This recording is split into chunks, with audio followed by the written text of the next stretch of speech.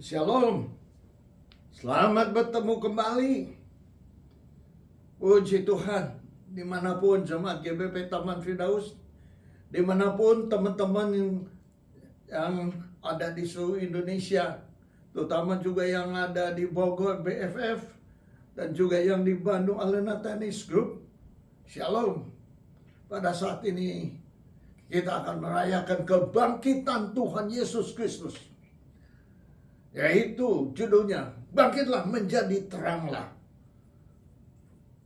Terambil dari Lukas 24 ayat 46. Katanya kepada mereka, ada tertulis demikian, Mesias harus menderita dan bangkit dari antara orang mati pada hari ketiga. Siapa yang berbicara itu?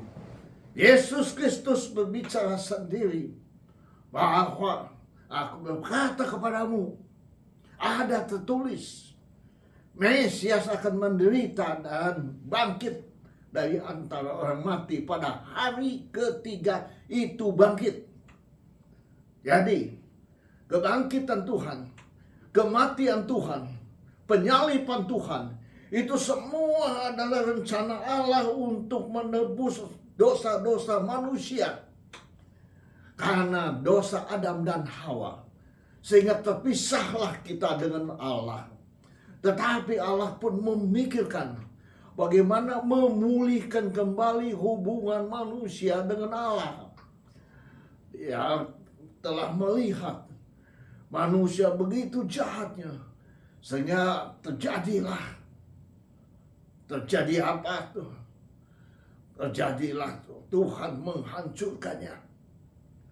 Setelah Tuhan menghancurkan, tetapi Tuhan juga mengasihi manusia. Karena ada sebagian orang-orang masih ada yang baik, seperti Nuh. Karena dia mencium korban dari Nuh. Dia mengatakan bahwa aku tidak akan menghancurkan bumi lagi. Tidak akan ada air bah lagi. Sejak itulah sampai saat ini tidak ada air bah. Mati itu menjadi keharusan. Bangkit itu menjadi keharusan, Tuhan. Semua telah digenapi, nubuatan mengenai kelahiran Tuhan telah digenapi. Kematian Tuhan telah digenapi. Kehidupan Tuhan telah digenapi, yaitu Tuhan bangkit, hidup telah digenapi. Tuhan naik ke surga telah digenapi. Yang kita tunggu sekarang adalah kedatangan Tuhan untuk kedua kalinya. Saudara melihat waktu kematiannya itu terjadi luar biasa, prosesnya luar biasa tuh. Tetapi dari nubuatan perjanjian lama bahwa keselamatan itu harus ada korban darah. Seperti orang-orang Israel keluar dari Mesir, itulah yang terakhir adalah anak-anak sulung. Binatang-binatang yang sulung semua mati, kecuali yang tiang pintunya diolesi oleh darah anak domba, dan mereka akan selamat pas dilewati Passover, Paskah, saudara. Itu Jumat Agung luar biasa. Tapi waktu mati, saudara, waktu dia di kayu salib, semua itu memang rencana Tuhan. Pada zaman itu kayu salib tidak terkenal. Kalau mereka mau eksekusi, menghukum orang yang bersalah, paling digantung atau dipenggal kepalanya. Tetapi karena untuk memenuhi nubuatan ratusan tahun yang lalu telah dinubuatkan bagaimana Yesus harus mati. Bagaimana Yesus lahir, mati, bangkit, hidup dan naik ke surga. Itu telah dinubuatkan. Kenapa dinubuatkan? Saudara bisa melihat di Mazmur 22 ayat 16 mengatakan demikian. Tangan dan kakinya ditusuk, saudara. Disalib, tangan dan kakinya ditusuk. Kenapa tangan dan kakinya ditusuk, saudara? Tangan kita berbuat sesuatu dengan tangan. Yesus melakukan pemberkatan dengan tangan. Berdoa dengan mengangkat tangan. Menyembuhkan orang, menumpangkan tangan. Bayangkan aja, memegang mertuanya dari Petrus dengan tangan, saudara. Semua pakai dengan tangan. Dengan dipanteknya, dengan ditusuknya di kayu salib, sudah tidak bisa berbuat apa-apa lagi. Yesus setiap pagi menginjil, memberitakan berita pertobatan, keselamatan. Kakinya ditusuk oleh paku dan dia sudah tidak bisa berapa-apa. Jadi hidupnya habislah. Maka itu, saudara sekalian, mereka rasa bahwa mereka menang. Kenapa Yesus disalibkan? Itu nubuatan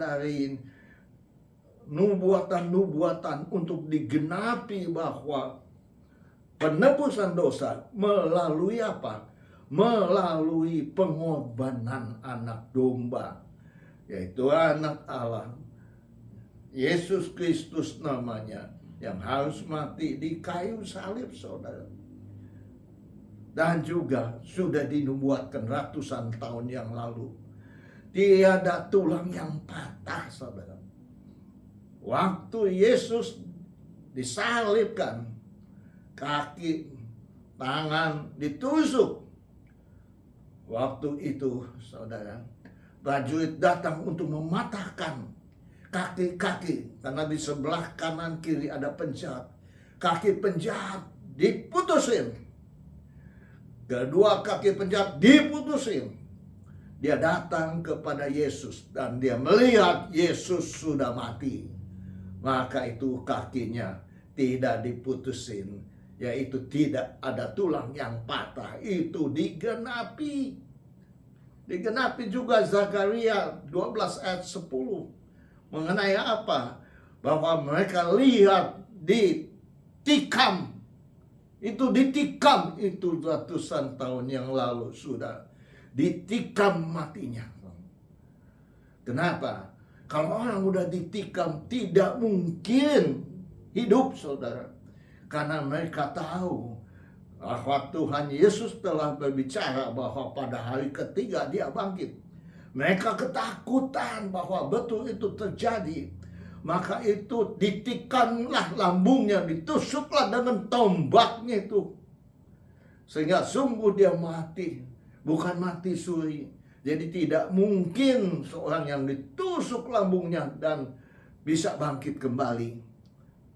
Mereka tidak tahu bahwa itu adalah Allah sendiri yang memang rencana Allah untuk menebus dosa manusia dengan jalan itu. Waktu meninggal dunia, waktu mati, waktu dikubur. Sebelum dikubur, Eloi, Eloi, lama sabatani. Tuhanku, Tuhanku, mengapa engkau tinggalkan aku? Telah selesai, tele-tai. Selesailah, digenapilah segala penyembahan kita, mengorbankan korban binatang sudah tidak perlu lagi, karena Yesus sendiri telah mengorbankan dengan darahnya sendiri untuk menebus segala kesalahan-kesalahan kita. Luar biasa, saudara, luar biasa. Waktu matinya juga, untuk meninggalnya juga luar biasa. Waktu digantung di kayu salib dari jam 12 sampai jam 3 mendadak, yang terang benderang, gelap sekali. dari jam 12 sampai jam 3. Bayangkan saja saudara, kalau ada yang meninggal dunia, langsung cuaca matahari yang tadinya terang benderang terus gelap sekali 3 jam. Bayangkan, orang semua kaget. Ada apa ini? Siapa yang meninggal ini? Siapa sebetulnya? Bukan itu saja, tahu-tahu gempa bumi terjadi. Wah, gempa bumi, waduh, mereka merasakan gempa bumi. Batu-batu terbelah, kubur-kubur terbuka, saudara. Orang-orang kudus bangkit. Tapi di sini, bangkit itu bukan bangun terus pergi, tapi bangkit hanya katakan bangun. Karena ayat berikutnya mengatakan, setelah Yesus bangkit, mereka keluar dari kubur. Jadi mereka sadar tapi belum keluar. Mereka sadar, mereka bangun. Waktu Yesus bangkit pada hari ketiga, mereka keluar. Mereka semua keluar, saudara, dari kuburnya. Itu yang luar biasa. Sehingga prajurit-prajurit mengatakan, ini betul-betullah anak Allah, saudara. Orang meninggal pun bisa dipuji Tuhan, bisa melihat keluar biasaan orang yang meninggal. Saya teringat satu hal, satu orang penginjil pada satu hari, yaitu perempuan. Pada satu hari dia kena penyakit. Ternyata penyakitnya adalah kanker, saudara. Kanker, saudara, yang sulit disembuhkan. Dan dia bukan berobat untuk sembuh, tidak. Dia memutuskan untuk apa? Untuk memberitakan berita keselamatan, berita perobatan dan pengampunan itu. Dia beritakan kemana-mana kepada teman-temannya, terus keliling selama dia hidup berapa tahun, dia keliling. Sampai banyak orang yang bertobat dan menerima Tuhan Yesus Juru Selamat satu-satunya. Waktu dia meninggal dunia, teman-temannya yang belum menerima Tuhan, pada hari itu mereka terharu. Mereka menerima Tuhan Yesus sebagai Juru Selamat satu-satunya, supaya dia menggenapi keinginan orang yang telah meninggal dunia, yang baik hati, yang ingin menyelamatkan teman-temannya itu. Orang mati pun menjadi berkat. Luar biasa nggak? Hidup untuk Kristus, mati adalah keuntungan. Itu kata siapa? Paulus yang mengatakannya. Filipi 1 ayat 21. Hidup untuk Kristus. Kalau kita hidup, kita bekerja untuk Tuhan, memuliakan Tuhan, memberitakan berita kebaikan, kebenaran kepada orang yang belum mengenal Tuhan kita, Yesus Kristus namanya. Luar biasa, saudara. Mati pun bisa menjadi berkat bagi banyak orang, saudara. Mati, saudara. Udah begitu, udah mati, saudara. Dia bangkit, saudara. Bangkit. Bagaimana bangkit, saudara? Ada perempuan-perempuan semua, Maria Magdalena dan yang lainnya, perempuan-perempuan lain melihat kubur kosong, memberitakan kepada murid-murid datang dan membuktikan bahwa Yesus tidak ada dan Yesus bangkit. Malaikat menunjukkan bahwa mereka akan ketemu di Galilea, saudara. Yesus bangkit, memperlihatkan dirinya kepada siapa, saudara? Kepada Kefas dan kepada murid-murid, dan juga kepada siapa lagi? Kepada orang-orang 500 orang yang melihat Yesus hidup. Dan kepada siapa lagi? Kepada Yakobus dan kepada para rasul. Kepada siapa lagi diperlihatkan?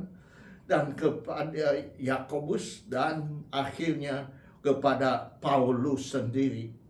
Dan juga bukan itu saja. Waktu perjalanan Yesus ke Emmaus, dia berjalan dan dia melihat dua muridnya sedang berbincang-bincang. Dia ikut bergabung, Tapi anehnya, mereka tidak mengenal wajah Yesus. Hebat nggak? Yesus bisa berubah. Sifat bisa berubah. Tampaknya luar biasa. Mereka tidak mengenal. Udah gitu, mereka berbicara. Dan satu saat mereka berhenti untuk istirahat karena sudah malam. Waktu Yesus mengambil roti dan berdoa, disitulah dicelekkan mata mereka. Dan mereka mengenali bahwa itu adalah Yesus Kristus. Tapi apa yang terjadi, saudara? Yesus hilang. Yesus bisa hilang. Jadi mungkinkah Yesus bisa turun dari kayu salib? Bisa. Hilang juga dia bisa. Tetapi karena taatnya, bahwa dia harus memenuhi keinginan tujuan Allah, dia ada di dunia ini, maka itu dia taat dan menyerahkan diri dan mati di kayu salib. Itu luar biasa, enggak? Luar biasa, saudara. Dia taat, mati di kayu salib. Kita bagaimana? Apakah kita taat kepada Tuhan? Abraham taat kepada Tuhan. Ishak minta dikorbankan, dia korbankan. Tuhan berbicara, Allah berbicara demikian. Anak kamu yang satu-satunya yang kamu sayangi. Allah tahu nggak? Tahu, berarti anak yang disayangi. Anak yang kau sayangi, korbankanlah di Bukit Moria. Bayangkan aja, saudara. Tapi taat itu penting sekali untuk orang-orang percaya. Percaya kepada Tuhan, yaitu taat akan perintah-perintahnya. Taat akan segala firman Tuhan yang ada di firman Tuhan, yang tertulis di firman Tuhan. Taat dan patuh, engkau akan melihat ujung-ujungnya bahwa engkau tahu bahwa Tuhan melakukan itu untuk kebaikan kepada kita, untuk supaya kita melihat mujizat, untuk kita sukses dalam kehidupan kita, supaya kita diberkati. Luar biasa, enggak? Luar biasa. Maka itu taat dan patuh itu harus ada di dalam kehidupan kita. Darahnya bercucuran, saudara. Waktu ditikam, waktu ditambak perutnya, bercucuranlah air dan darah. Darah itu yang menyucikan segala dosa kita. 1 Yohanes 1 ayat 7, saudara. Segala dosa kita itu disucikan oleh darah Yesus, saudara. Luar biasa. Kita dibenarkan oleh darahnya. Dibenarkan. Orang yang tidak benar dibenarkan oleh darahnya. Roma 5 ayat 9, saudara. Dibenarkan oleh darahnya. Kita memperoleh penebusan. Kita memperoleh penebusan, saudara, oleh darahnya, saudara. Kan kita pun didamaikan, perdamaian oleh darah Yesus. Di Ibrani 13 ayat 12 mengatakan, pengudusan melalui darah Yesus. Penebusan, pengampunan, itu dari darah Yesus. Pembenaran, itu oleh darah Yesus. Sehingga kita ada di tempat ini sekarang. Karena oleh darah Yesus Kristus yang mati di kayu salib, kita disucikan, kita dibenarkan, kita ditebus, kita didamaikan dengan Dia, saudara. Luar biasa, enggak? Dikuduskan, Ibrani 13 ayat 12, dikuduskan oleh darah. 1 Petrus 1 ayat 19. Darah yang mahal, darah Kristus sama dengan darah anak domba yang tidak bercacat dan bercela. Itulah, kalau bercacat bercela pasti tidak menjadi berkat bagi kita semua. Karena kalau Yesus mati dan tidak bangkit lagi, sia-sialah kepercayaan kita semua. Seluruh dunia yang percaya kepada Tuhan sia-sialah. bahwa yang kita sembah selama ini adalah orang-orang biasa yang bisa mati dan tidak bisa bangkit. Dia mati untuk apa? 3 hari. Dia mati untuk mengalahkan maut. Maut dikalahkan. Dikalahkan, buktinya bahwa dia bangkit pada hari ketiga. Maut itu dikalahkan oleh Yesus Kristus. Luar biasa, saudara. Maut dikalahkan oleh Yesus Kristus. Bangkit. Bahkan bangkit itu sadar. Sadar, bangun. Aplikasinya ada di firman Tuhan, saudara. Waktu Lukas 15, anak yang terhilang. Dia ingin foya-foya karena temannya, keduniawiannya. Dia merasa dengan mata jasmani bahwa hidup itu luar biasa senang, foya-foya, minum-minuman, waduh macam-macam. Tertarik dengan itu, dia minta kepada bapaknya warisan. Warisan harusnya setelah bapaknya meninggal baru warisan. Ini bapaknya hidup, dia minta bagiannya. Tetapi bapak begitu sayang kepada anaknya. Dia berikan semua bagian dia. Dan dia foya-foya, habiskan semuanya. Sehingga pada satu hari habis. Ingat baik-baik, saudara. Harta berapapun habis kalau tidak ada pemasukan, saudara. Jadi orang harus ada pekerjaan, gaji setiap bulan putar. Selama engkau tidak dipecat oleh pekerjaanmu, engkau tetap hidup terus. Karena bergulirlah terus. Tapi kalau engkau punya setumpukan uang, saudara, tidak ada pemasukan, tunggu matinya. Tunggu tanggalnya, saudara. Pada satu saat pun habis, saudara. Maka itu dari muda ada nabung, saudara, untuk masa tua. Jangan memikirkan bahwa engkau masih sehat terus selama hidup engkau sehat bisa bekerja. Setelah umur 60 tahun, 70 tahun, saudara, penyakit itu keluar. Maka itu engkau perlu ada tabungan, perlu ada asuransi, setidak-tidaknya menolong untuk kehidupanmu. Dengan Yesus, saudara, Tuhan Yesus akan mencukupkan kita semuanya. Apapun juga engkau harus bangkit, saudara. Karena Bapa begitu sayang. Walaupun anaknya berdosa, begitu banyak dosanya kepada bapaknya, tetap bapaknya menerima. Pikiran anaknya, saya sudah berdosa kepada Bapa dan kepada surga. Berdosa kepada Bapa dan kepada surga. Aku menjadi pelayan Tuhan, tetapi bapaknya memeluknya, mempestakannya. Itulah Bapa kita yang di surga. Demikian. Walaupun kita melakukan dosa demi dosa demi dosa, Dia mengampuni, mengampuni, mengampuni, mengampuni. Sehingga pendeta Adi Lukman ada saat ini karena Dia mengampuni, mengampuni, mengampuni. Kalau tidak, saudara, saya tidak ada di tempat ini pada saat ini, saudara.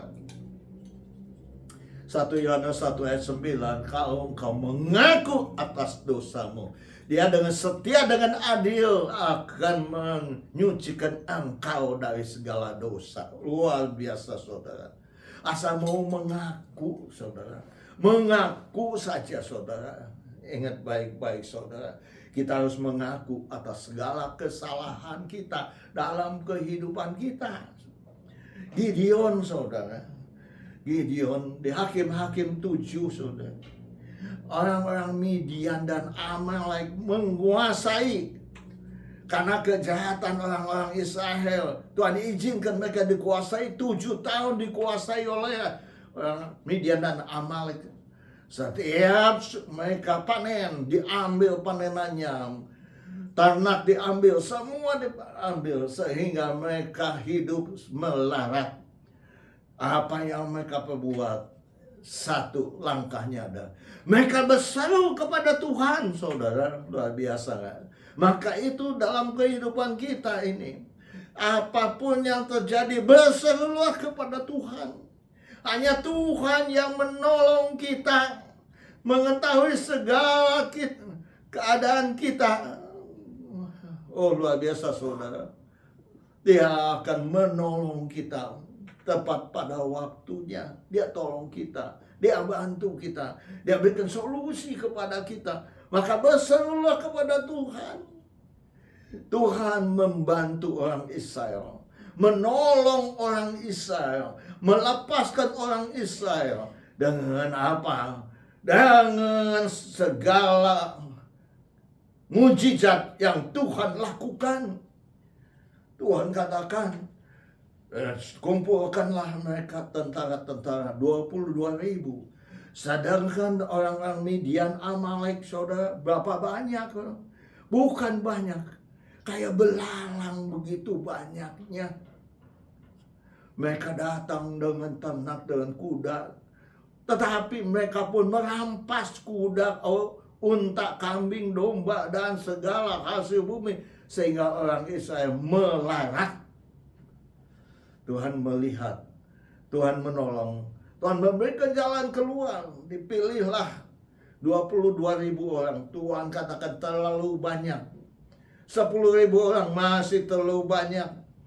Akhirnya Tuhan katakan, minumlah air di kolam itu. Akhirnya mereka turun dan meminumnya. Ada yang minum pakai tangan ke mulut, ada yang langsung pakai mulut seperti anjing. Tuhan katakan, mereka yang mengambil air ke mulut, itulah yang dipilih. Kenapa air ke mulut?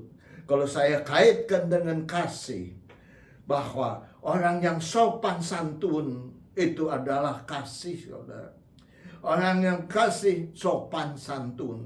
Jadi ada sopan santun, tahu diri, saudara. Itulah yang dipilih.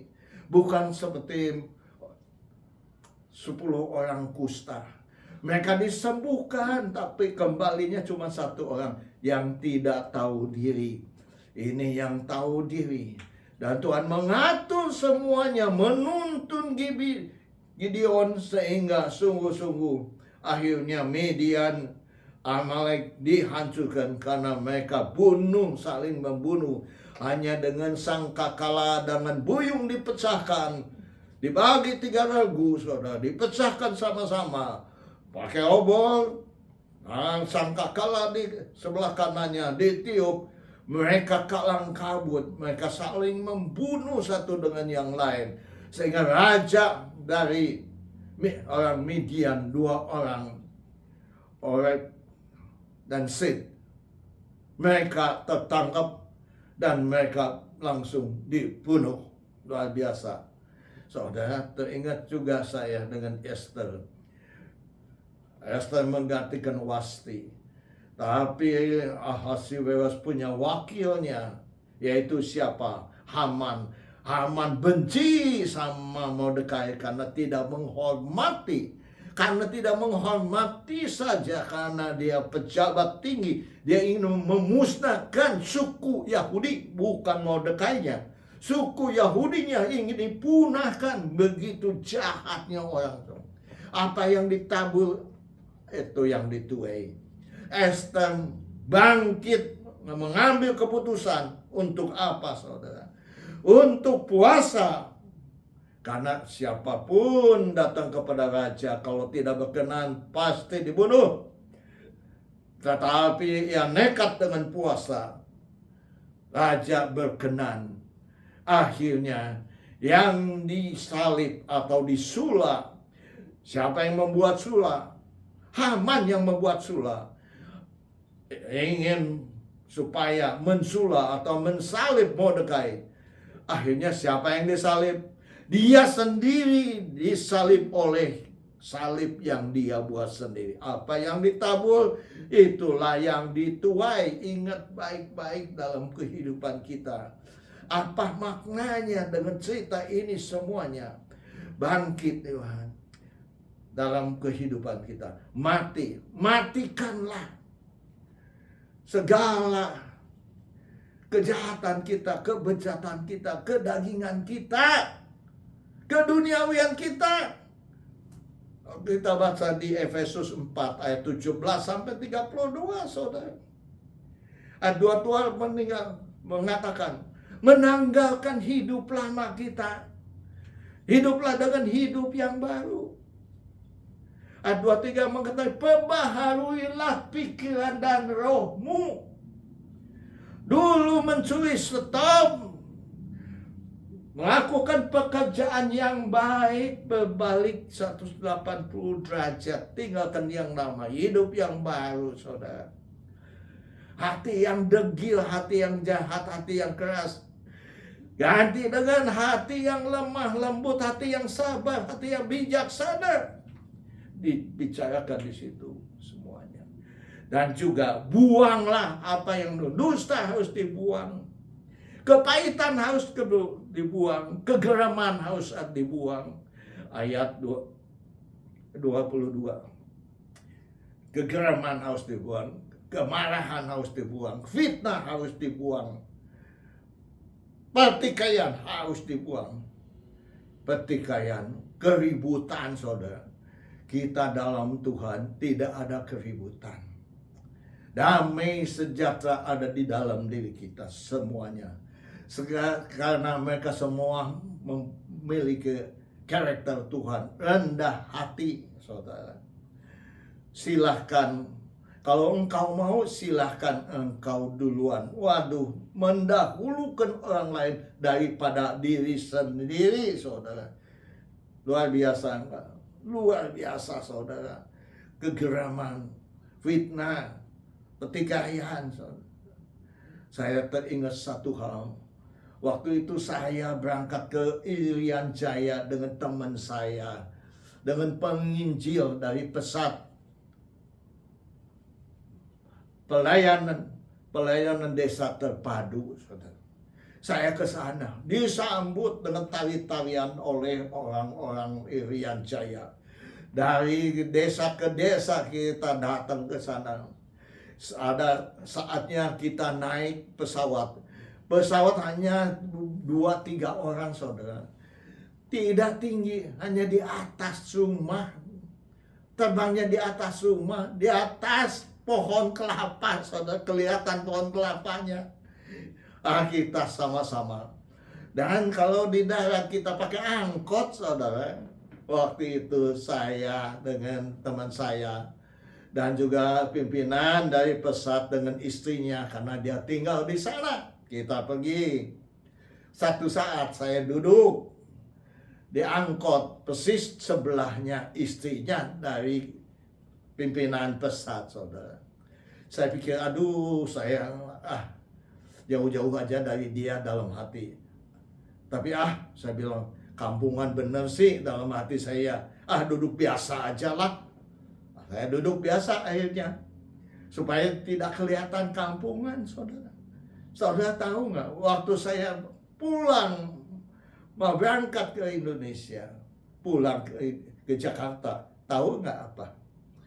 Ada perkataan bahwa saya ini tidak sopan kepada istri dari pimpinan pusat. Kaget. Otak saya mulai, saya marah, geram, kegeraman, kepahitan. Saya alami itu, fitnah namanya. Tapi pelan-pelan saya bilang, hanya Tuhan saja yang tahu isi hati saya. Begitu. Sehingga sampai saat ini saya masih terkenang. Buktinya nggak ada apa-apa, boro-boro. Tidak ada apa-apanya, saudara. Tuhan yang membuktikannya. Maka itu, saudara, positive thinking itu penting sekali. Kita udah hidup baru, pikiran kita harus pikiran positif, bukan negatif, saudara. Melihat dengan positif, cara pandang kita, cara pandang yang Tuhan inginkan. Kepada orang yang minta-minta, kita pikir bahwa mereka belum dapat pekerjaan, Kalau kita tidak ngasih, kita tidak bantu mereka, mereka makan apa? Untung mereka tidak menjadi penjahat, merampok, mencuri, mencopet. Minta-minta. Maka itu pandangan saya sudah berubah. Pikiran saya sudah berubah. Dan saya bantu. Saya kasih. Seadanya saya kasih, saudara. Pikiran sudah berubah. Pikiran sudah berubah. Perkataan sudah berubah. Jangan ada perkataan kotor yang mencuri. Jangan mencuri lagi. Tapi berbuat baiklah, saudara. Baca di Efesus 4:17 sampai 32, saudara. Disitulah 31 itu kegeraman, kemarahan. Di situ adalah kepahitan, kegeraman, kemarahan, fitnah, dan pertikaian.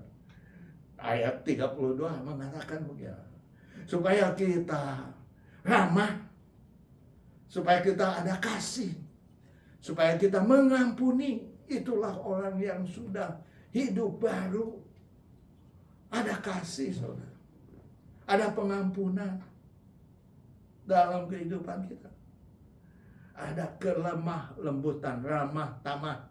Ramah, saudara, satu dengan yang lain. Saudara, maka jangan pikirkan segala yang kita lihat di dunia ini, tetapi pikirkanlah yang di atas, saudara. Pikirkanlah yang benar, yang mulia. Semua akhirnya, semua yang benar, semua yang mulia, semua yang adil, semua yang suci, semua yang manis, semua yang sedap didengar, yang disebut kebajikan. Pikirkanlah itu. Kebajikan ini adalah yang kita harus lakukan di dalam kehidupan baru kita. Kebajikan itu apa, saudara? Perilaku yang baik, tutur kata yang baik, sopan santun, saudara. Dalam kehidupan kita, sopan santun. Satu dengan yang lain, sopan santun, saudara. Luar biasa. Kita bangkit kembali, saudara. Sopan santun harus ada di dalam kehidupan kita. Akhlak kita yang baik, karakter kita yang baik, sopan santun, tutur kata. Semua itu adalah, saudara, kebajikan, kebaikan. Membantu, menolong itu kebajikan. Harus ada dalam kehidupan kita, kebajikan, saudara. Amin, saudara. Saudara, ada kebajikan di dalam kehidupanmu. Mulai saat ini berubahlah dalam pikiranmu. Saya teringat satu cerita bahwa seorang namanya Yohanes. Yohanes orang yang rajin ke gereja, rajin memberikan perpuluhan dan melayani Tuhan di gereja. Begitu dia dalam mimpi bahwa dia meninggal dan pulang. Dia naik ke surga, di pintu surga malaikat menanyakan siapa namanya. Yohanes. Dicari nama Yohanes. Yohanes dari mana? Jakarta. Tinggal di mana? Mereka katakan anggap aja di Gatot Subroto misalkannya. Dia katakan, waduh, ini Yohanes yang ada di Gatot Subroto itu tidak ada namanya. Dia bilang, masa? Tolong dicek lagi, tolong dicek lagi. Dia bilang tidak ada. Sudah, memang tidak ada. Kenapa tidak ada? Dia katakan satu hal yang engkau tinggalkan, kau lupakan, engkau tidak memperhatikannya, yaitu kamu memberi, kamu melayani, kamu rajin ke gereja, tetapi satu hal, kamu tidak ada kasih melihat orang sengsara. Kamu tidak memberikan dengan kasih, saudara. Itulah waktu dia sadar, waduh itu mimpi, berubahlah dalam kehidupannya. Dia akhirnya segala sesuatu dengan kasih, memberikan dengan sukarela, menolong orang dengan sukarela, dengan kasih. Bukanlah firman Tuhan mengatakan, saudara, di 1 Korintus 13, walaupun engkau bisa segalanya, bisa bahasa, segala macam bahasa, karunia-karunia apapun juga, bahkan mengorbankan nyawamu sendiri, kalau tidak ada kasih, tidak ada gunanya, saudara.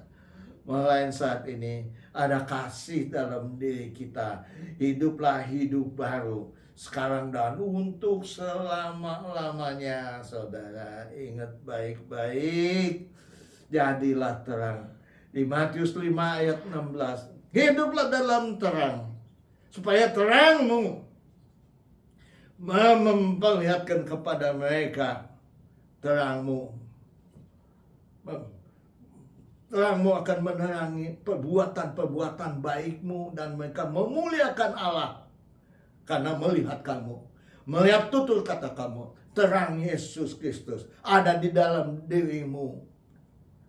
Terang itu adalah perbuatan-perbuatan baik yang diperlihatkan oleh orang-orang. Itulah ya, orang-orang akan bertobat karena mereka melihat kehidupanmu. Bukan agama yang kita yang paling hebat. Agamamu adalah kelakuanmu, itulah yang membuktikan bahwa Allah ada di dalam dirimu, membuktikan kamu dengan perilaku kamu. Kebajikan ada di dalam kehidupanmu. Itu yang kita harus lakukan di dalam kehidupan. Jadi teranglah, bangkit, saudara. Waktu sakit kau bangkit, jangan menyerah dengan penyakit apapun juga, saudara. Ada seorang saudara kena penyakit. Penyakitnya apa? Bahwa ususnya kenapa, saudara? Ususnya itu sobek, saudara. Ususnya sobek, saudara. Bayangkan aja usus sobek. Dokter katakan umurnya cuma 2 tahun lagi. Kalau engkau dibedah, hidup 50%. Bisa mati, bisa hidup hanya 50%. Dia orang percaya. Dia percaya Tuhan masih melakukan mujizat. Dia runding dengan istrinya. Setelah runding dia nekat, dia katakan, aku tidak mau berobat, tidak mau dioperasi. Umurku 2 tahun, banyak larangannya. Tidak boleh mengangkat berat, saudara. Waktu buang air besar tidak boleh ngeden, saudara. Tidak boleh kerja terlalu keras. Itu sediakan. Maka detik demi detik dia, jam demi jam, hari lepas hari dia perhatikan kehidupan dengan hati-hati sekali dalam kehidupannya. Karena dia ingin umur panjang, saudara. Bisa bertahan. Dia lakukan setiap hari, dia berdoa setiap hari, dia memohon kepada Tuhan setiap hari. Dokter di atas segala dokter, tabib di atas segala tabib. Kenapa itu? Pembuluhnya itu yang sobek itu melembung, Tuhan. Bergelembung, saudara, menjadi seperti balon. Bukan 1 saja, 5 di badannya, saudara. Yang 1 dekat jantung, yang 1 dekat ginjal, yang 1 dekat lambung, yang 2 ada di dengkul, kedua dengkulnya. Ada 5, saudara, bayangkan. Tapi dia hati-hati, dia lakukan sekali hati-hati, detik demi detik. Dia damai dengan penyakitnya, Sehingga tambah hari dia tambah tenang, karena dia damai dengan penyakitnya. Dia berserah kepada Tuhan, akhirnya dia hidup tenang. Dilewatilah 1 tahun, dilewati 2 tahun. Dia katakan, aku ini sakit dari tahun 2016. Dia bersaksi ini tahun 2025, saudara. 9 tahun kemudian dia masih hidup, saudara, sampai sekarang. Dia katakan, jangan putus asa. Jangan menyerah dengan kata-kata dokter, keputusan dokter. Berserahlah hidupmu kepada Tuhan. Dan engkau bangkit dengan semangat yang dari Tuhan sendiri. Bangkit menjadi teranglah. Luar biasa enggak? Bangkit dia dan jadi terang. Dan jadi kesaksian-kesaksian bahwa dalam pertahanan penyakit itu adalah kekuatan yang Tuhan berikan kuasanya kepada dia. Yaitu Filipi 3 ayat 10. Aku menghendaki kuasa kebangkitannya. Kuasa kebangkitannya, saudara. Begitu juga, saudara. Roh yang Tuhan yang membangkitkan Yesus, roh itu juga ada di dalam diri kita masing-masing. Maka jatuh bangkit, apapun yang kau kerjakan, bangkit, jangan putus asa. Semua manusia melewati proses dan ujung-ujungnya dengan Tuhan pasti berhasil. Tuhan Yesus memberkati kita semuanya. Amin. Puji Tuhan. Saat ini saya akan masuk dalam perjamuan kudus. Seperti biasanya sebulan sekali kita mengadakan perjamuan kudus, yaitu persekutuan dengan Tuhan sendiri. Angkatlah roti ini tinggi-tinggi, bahwa Tuhan Yesus mati di kayu salib. Tuhan Yesus mati bagi kita semuanya. Kita bersekutu dengan kematiannya dan kebangkitannya. Seperti ayat firman Tuhan mengatakan, jadi barang siapa firman Tuhan yang mengatakan, sebab apa yang telah kuteruskan kepadamu telah aku terima dari Tuhan, yaitu bahwa Tuhan Yesus pada malam waktu ia diserahkan mengambil roti, dan sesudah itu ia mengucapkan syukur atasnya, yang memecah-mecahkannya dan berkata, inilah tubuhku yang diserahkan bagi kamu semua. Perbuatlah ini menjadi peringatan akan aku. Dalam nama Tuhan Yesus, mari kita memakannya.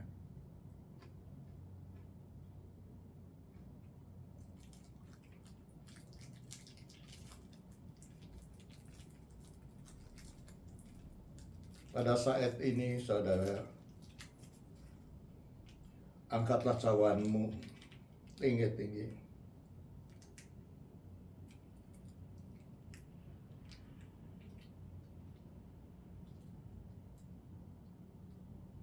Demikian juga ia mengambil cawan sesudah makan lalu berkata, cawan ini adalah perjanjian baru yang dimeteraikan oleh darahku sendiri. Perbuatlah ini setiap kali kamu meminumnya menjadi peringatan akan aku. Sebab setiap kali kamu makan roti ini dan minum cawan ini, kamu memberitakan kematian Tuhan sampai ia datang kedua kalinya. Dalam nama Tuhan Yesus Kristus, apapun penyakitmu, darah Yesus menyucikanmu. Darah Yesus menyembuhkanmu. Dalam nama Tuhan Yesus, mari kita bersama-sama meminumnya. Ucapkanlah terima kasih dengan bahasa kita masing-masing. Terima kasih Tuhan untuk kebaikanmu. Terima kasih Tuhan untuk pemeliharaanmu. Terima kasih Tuhan untuk penyertaanmu di dalam kehidupan kami. Kami ada sebagaimana kami ada sekarang karena kasih karunia anugerah yang kau berikan kepada kami. Terima kasih Bapa. Kami serahkan kehidupan kami di dalam pimpinanmu dalam nama Tuhan Yesus. Kuasai pikiran, hati, jiwa, roh kami, sehingga sungguh-sungguh kami melakukan apa yang kau kehendaki, bukan yang kami kehendaki. Terima kasih Bapa, kami serahkan semuanya. Hanya di dalam nama Tuhan Yesus Kristus kami telah berdoa dan mengucapkan syukur. Haleluya. Yang percaya katakan Amin. Tuhan Yesus memberkati.